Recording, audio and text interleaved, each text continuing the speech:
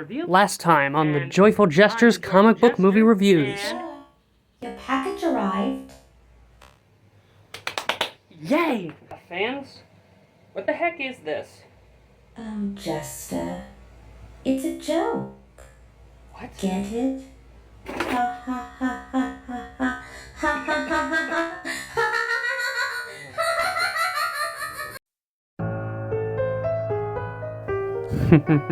Here I come, the king of clowns, as I hide the lonely teardrops that come down. Jester boy, this is going to hurt you a lot more than it's going to hurt me. But believe me, it's the only way you'll learn!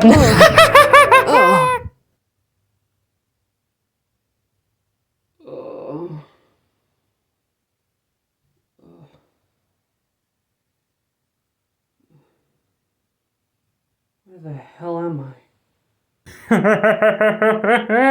Why, you're in my hacienda. That laugh. I remember now. Oh, I wouldn't do that. Remembering's dangerous. You see, skip it. I've read the book. Look at you with the jokes. Cutting in on my act, are you? Well then, how's this for a punchline?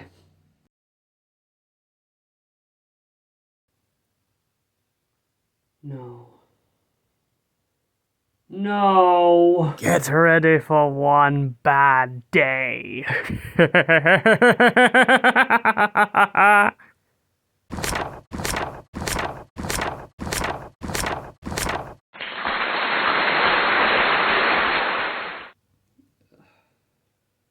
Greetings, geeks and girls. I'm the Joyful Jester. Ow. Welcome back to wherever the hell this is for another comic book movie review. And it looks like we're in for a treat this time.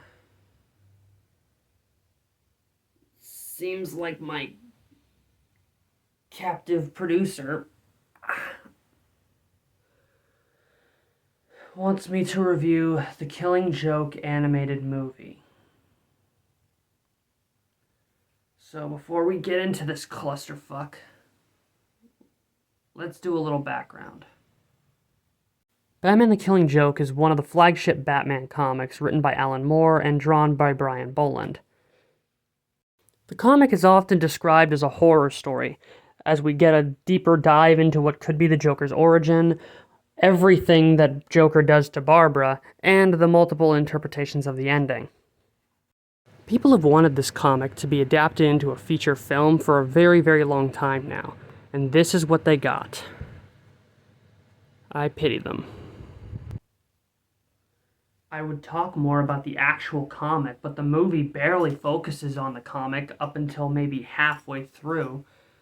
So, before I go into a spiral, let's start talking about some of the somewhat good things this movie has to offer. This one screenshot. That's it, really. The references here are probably better than half the movie. To be completely honest, I would have preferred this adaptation of the laughing fish at the beginning of the film, showing Barbara inserted into it, maybe. You could have her helping Batman track Joker, and that could have given her more to do than what we actually got. I mean, I guess the character designs are decent, and the voice acting is okay, even though I have a bit of a hot take about that.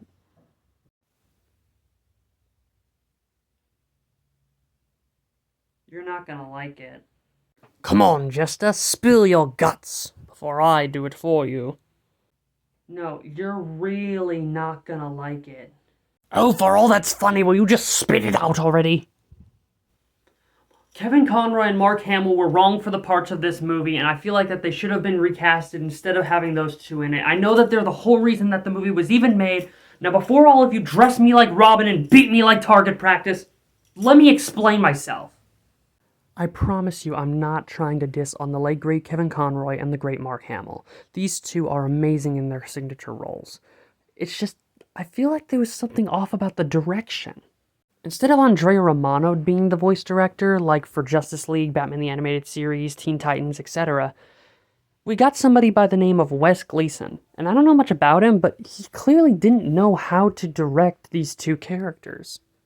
Honestly, I think that Bruce Greenwood and John DiMaggio from the Under the Red Hood movie would have been a lot more fitted for this movie's style if the Death in the Family movie is to any concern.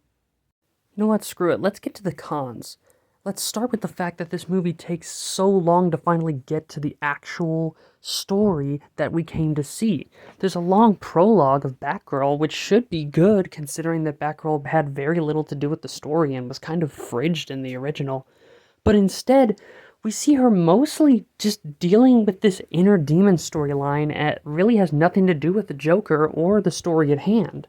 Also, the idea that Batgirl would be led down the dark path of almost killing somebody by some jerk named F.A.N.S is freaking appalling, especially considering that this is a story about the Joker. And yes, let's just rip the Band-Aid off right now. The sexual relationship between Batman and Batgirl is disgusting and terrible.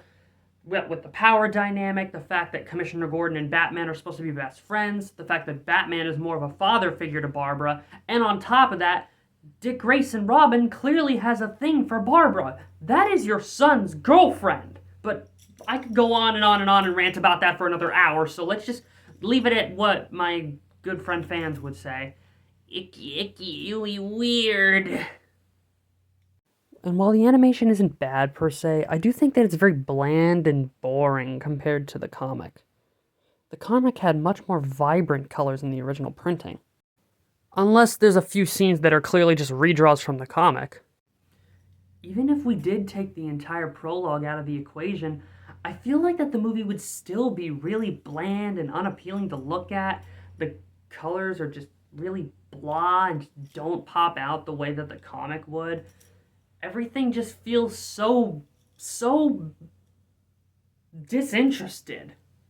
Aside from a few small elements added, like the Joker song, there's really nothing here to like.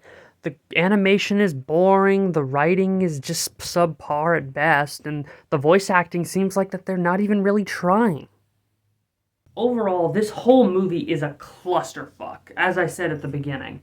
This movie has very, very little to do with anything related to the Killing Joke. The whole prologue just sours the entire experience. That's not a prologue, people. That's half the movie.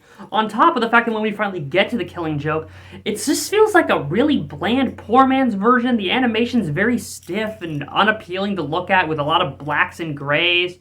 The whole story is told through what seems like voice acting that didn't even really care what they were bringing together as much as Mark and Kevin try their best.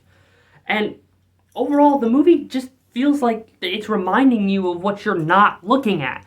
You would rather go read the comic instead of watch this piece of garbage. So yeah, this is the first on the show. 0 issues in the long box. If you want to see the Killing Joke, go read the comic. It's far better than this piece of shit.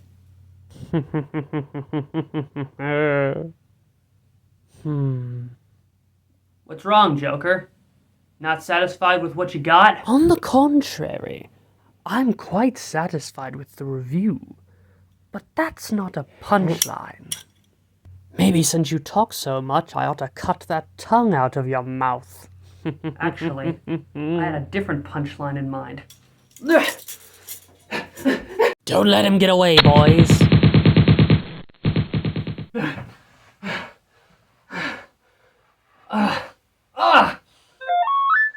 Are you alright, Jester? I'm alright, F.A.N.S.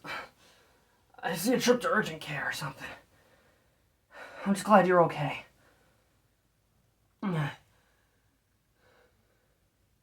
This is going out to anyone who believes themselves worthy to fight the Joker.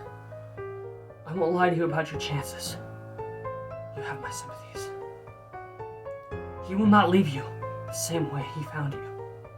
His scars run deep.